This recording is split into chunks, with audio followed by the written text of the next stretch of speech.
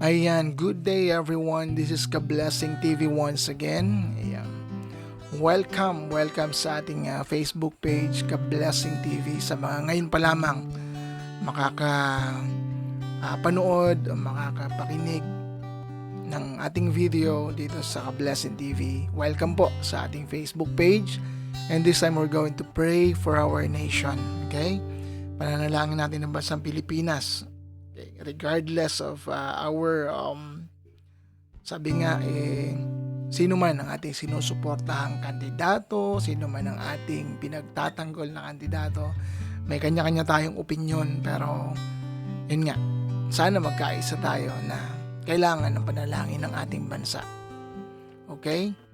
Alam natin ang sitwasyon, yung kakatapos lang na sona ni President Bongbong Marcos, yung matinding korupsyon sa ating bansa.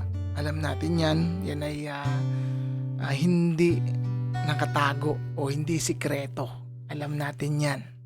Diba? Yung iba ay syempre wala na lang magawa, kaya sige na lang, okay na lang. Pero syempre yung iba ay apektado, yung iba ay nagsasalita rin sa social media, may mga komento, diba? Yung sa flood control projects, nakakalungkot pero hindi na to bago Hindi na to bago. Minsan nababawasan pero ngayon ay malala. So, pero ang Diyos ay mabuti. Alam niyo kung bakit? Nalalaman natin yung ganyang mga problema dahil kagaya nga nung sunod-sunod na habagat, pag-ulan, bagyo, doon ay expose na talagang sabi, si President Bongbong Marcos na mismo yung nagsabi na walang mga flood controls, meron man pero mga hindi natapos, yung iba guni-guni, di ba? So nakakalungkot. At sabi pa iimbestigahan, and now we're hoping and praying, di ba?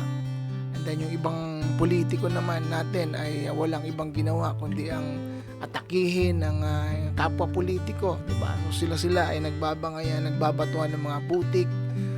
Mo yun, yung magkakalaban sa politika, yung nangyayari sa Senado, na ang Senado ay pinagbibintangan din na nagkaroon ng mga insertion sa budget, di ba? So, nakakalungkot, pero yun nga, bilang isang mamamayang Pilipino, bilang isang Kristiyano, sabi nga ni Paul sa sulat niya kay Timothy sa 1 Timothy chapter 2 verses 1 and 2, sabi ni Paul I urge then, first of all, that petitions, prayers, intercessions, and thanksgiving be made for all people, for kings and all those in authority, that we may live peaceful and quiet lives in all godliness and holiness. Okay? So, sabi ni Paul kay Timothy na unang-una ay yung mga petitions, yung panalangin, yung intercession, thanksgiving ay gawin para sa lahat ng tao. Kasama na dun yung mga hari, yung presidente, yung mga tao sa authority, that we may live peaceful and quiet lives in all godliness and holiness. Okay?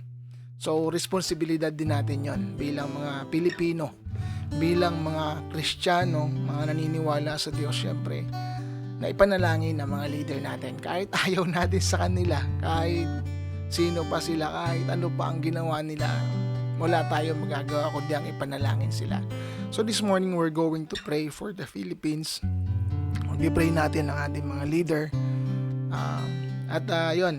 Yung post ko din last time, yung last video na ginawa natin ay nag-post din tayo na kung may mga prayer request kayo ay i-comment nyo lang. Same thing sa ating video na to, kung may mga prayer request kayo ay i-comment nyo lang, at sa susunod nating programa ay muli nating ipananalangin yung mga prayer request na yon. And syempre, kasama na rin ipag-pray din natin ang ating mga followers dito sa ating Facebook page na Ka-Blessing TV. Lagi nating pinananalangin. Kaya nga Ka-Blessing, para tayo ay ma-bless, not just financially, but syempre spiritually, tayo ay mapagpala sa lahat ng aspeto ng ating mga buhay. So thank you so much once again, and be with me as we pray for our nation, as we pray for our followers, pray for our yung mga prayer request.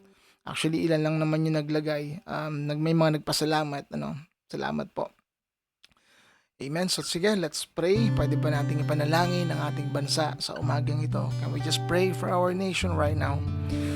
Ama namin Diyos na sumasalangit, kayo po ay nagpapasalamat. Kami po ay nagpapakumbaba sa inyong harapan. Kung meron man po kayong nakikita ng anumang karumihan, kasalanan, ang inihiling po namin ay kapatawaran.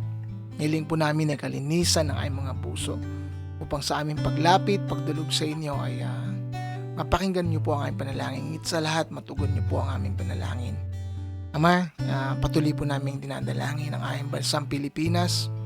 Kayo po ang nakakaalam ng sitwasyon ng aming bansa ngayon. Kilala niyo po ang bawat leader na nakaupo mula sa aming presidente hanggang sa pinakamababang posisyon sa aming bansa. Ama, dalangin po namin na makialam po kayo sa aming gobyerno. Makialam po kayo sa aming bansa. Panginoon, dalangin po namin na maglagay po kayo ng mga leader na may totoong pagkatakot sa inyo, pagmamahal sa inyo, totoong pagmamahal sa bayan, totoong pagmamahal sa mga Pilipino. Dalangin po namin na maglagay po kayo ng mga leader na maaasahan, Panginoon. Mga leader na hindi corrupt. Mga leader, Panginoon, na handang magsakripisyo para sa bayan. Ama, mula sa aming presidente, sa mga senador, sa mga congressman, sa mga mayor, sa mga governors, sa mga kapitan, sa mga kagawad, sa lahat ng mga taong nagtatrabaho sa gobyerno. Dalangin po namin na kumilos po kayo sa kanilang mga buhay. Dalangin po namin na lagyan mo po sila ng pusong may pagkatakot sa inyo. Mga puso, Panginoon, na hindi gagawa ng korupsyon, na hindi gagawa ng mga kamalian, na magdudulot parang aming bayan ay lalong masadlak sa kahirapan.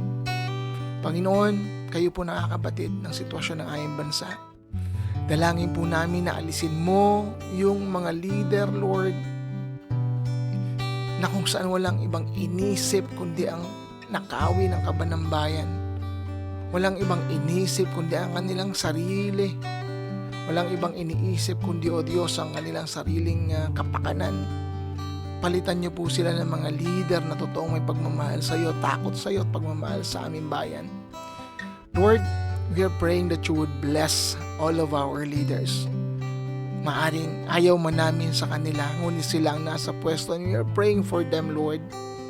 We are praying for them na palibutan mo sila ng mga tao na magpapayo sa kanila, mga taong may takot sa inyo, mga tao po na may pagmamahal ng totoo sa bayan at magbigay ng magandang payo, magbigay ng magandang suhestyon kung ano ang makakabuti sa mga Pilipino at sa aming bansa.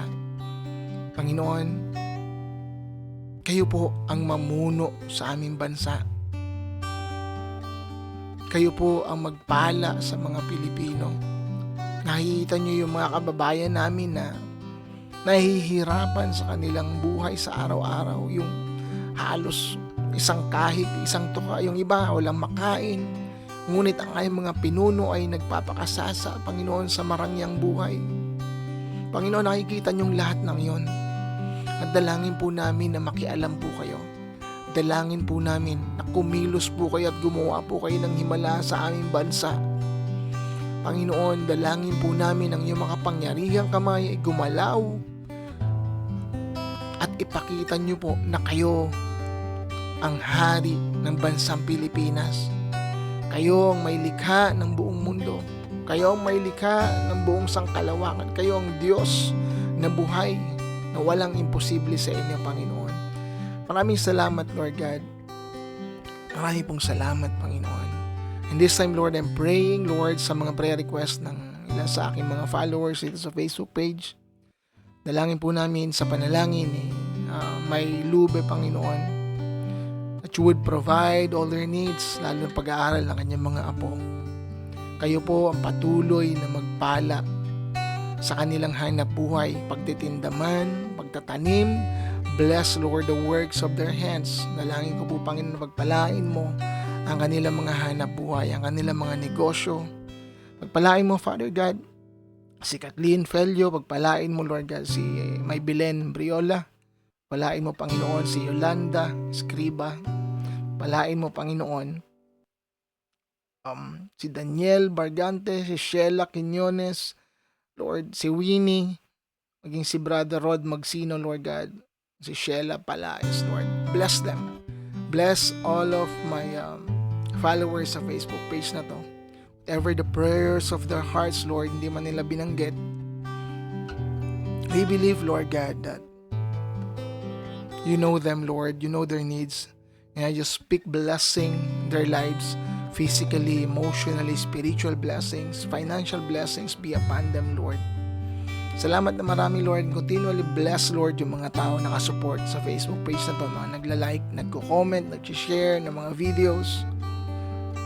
And we believe, Lord God, that you will bless this Facebook page and this will be a blessing sa mas marami pang tao, Father God. We thank you so much, Lord Jesus. We give you praise. We give you glory. This is our prayer in Jesus' name. Amen and amen. Thank you so much po for being with me sa maiksing panahon ng pananalangin para sa ating bansa at sa ating mga followers. And continue to comment nyo po yung inyong mga prayer request kung meron po kayong mga panalangin. Ayan, share nyo po yung ating video para mas marami pa tayong maabot, marami pa tayong matulungan. Sabi ko nga, hindi lang financially, hindi lang spiritually, syempre. Kung ano po mga bagay na luluobin ng Panginoon na matulungan natin sila. Thank you so much po. God bless you once again. Bye-bye.